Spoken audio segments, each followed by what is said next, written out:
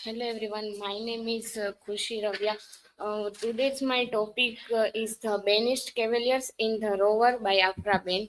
This is my personal information. This is a table of contents.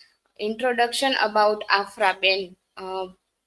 Born and died, and she was a playwright, poet, prose writer, translator, English dramatist, and fiction writer.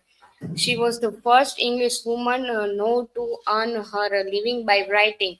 Her origin remains a mystery in part because Ben may have deliberately obscured her early life. She broke cultural barriers and served as a literary role model for a later generation of women authors. Introduction about the Rover. Rover published in two parts, 1677 and 1681, set in Madrid and Naples during the exile of England's King Charles II. The play depicts an adventures of a small group of English cavaliers. The protagonist, the charming but irresponsible Willmore, may have been modeled on John Wilton Rochester, a poet in the inner circle of Charles II. Historical context. The English Civil War in 1642 to 1651 and Royalist exile. King Charles I's defeat and execution led to the rise of the Commonwealth under Oliver Cromwell. Many Royalist cavaliers were banished after a monarchy's fall. The return of King Charles II in 1616 led to the restoration, a political backdrop for the Rover. This is a historical background. The Banish'd Cavaliers in the Rover. In Aphra Behn's The Rover or the Banish'd Cavaliers, the figure of the Cavalier and his banishment during the English interregnum are integrally linked to rape. In a part, rape functions in the play as revenge taken by the Cavalier for the loss and exile he has suffered. Ben demonstrates traits by creating an attractive, extravagant red hero in the character of Willmore. She also offers a sophisticated critique of the rape as revenge formulation is posed by the Cavalier characters. Rape in the Rover differs from its usual depictions of restoration drama in two ways. First, Bain neither mimics the intense suffering of the rapes in the tragedy nor does she show rape in a purely comic light. And second is rape is attempted most often not by the typical villain or fool, but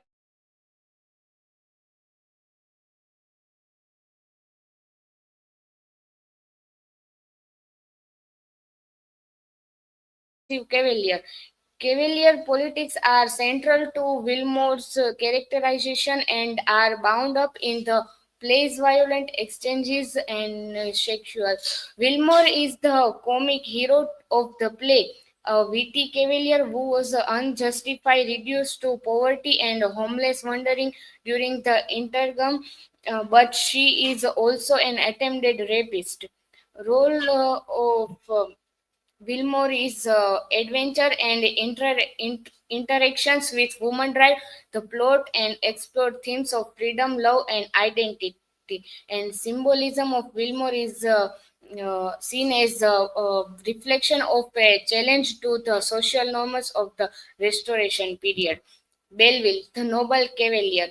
Belleville is the more serious and noble of the cavaliers, offering a contrast Willmore's reckless libertinism, honor, and loyalty.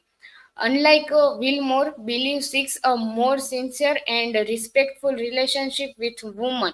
While still a cavalier, Belleville represents ideology, honorable aspects of royalist exile, more grounded and committed. Romantic idealism. Belleville's love for Helena is genuine, and he is not easily distracted by the temptation of other women, showing a more virtuous side of the Cavalier character. Role of the play.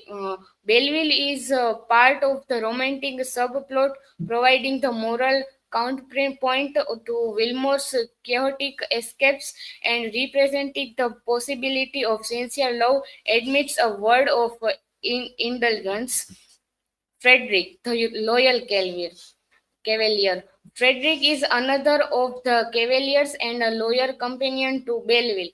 Loyal and supportive, Frederick is independent than Willmore, but shares a similar loyalty to his friends and the Royalist cause. Sensitive and whelming is his portrayed as earnest, sometimes overly cautious, and plays a smaller role in the play's larger romantic conflicts. Romantic conflicts, Frederick's romantic desires are often entangled with other characters, particularly with Florinda, but he is not as actively involved in pursuit as Wilmore or Belleville. Role of the play of Frederick. Frederick's interactions further highlight the range of Cavalier personalities from honorable to impulsive. His role in the play is more supportive and secondary compared to the leading Cavaliers.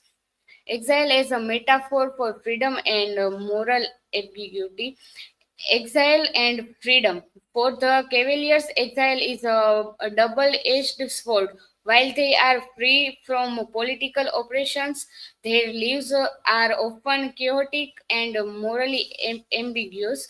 Wilmore and his comrades experience a type of freedom it allows them to break from traditional societal constraints, but this freedom is also marked by selfishness and indulgence, themes of license and liberty. The Cavaliers' unrestrained behaviors represent both the exuberant joys and dangers of freedom without responsibility. Conclusion. The Cavaliers in the Rover represent both the liberation and the flaws of the Restoration period, the challenge of the social norms of their time, often acting as both comic relief and figures of moral questioning while symbolizing the shifting power dynamics and social expectations of the era. The Rover uses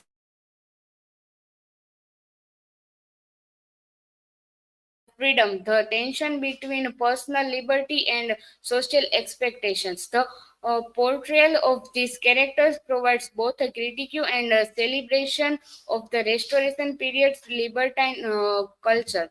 This is my references. Thank you. Anybody have questions? So, Khushi,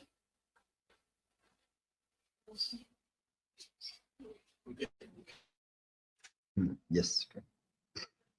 Khushi, my question is for you. Why are the Banish'd Cavalier important in the play?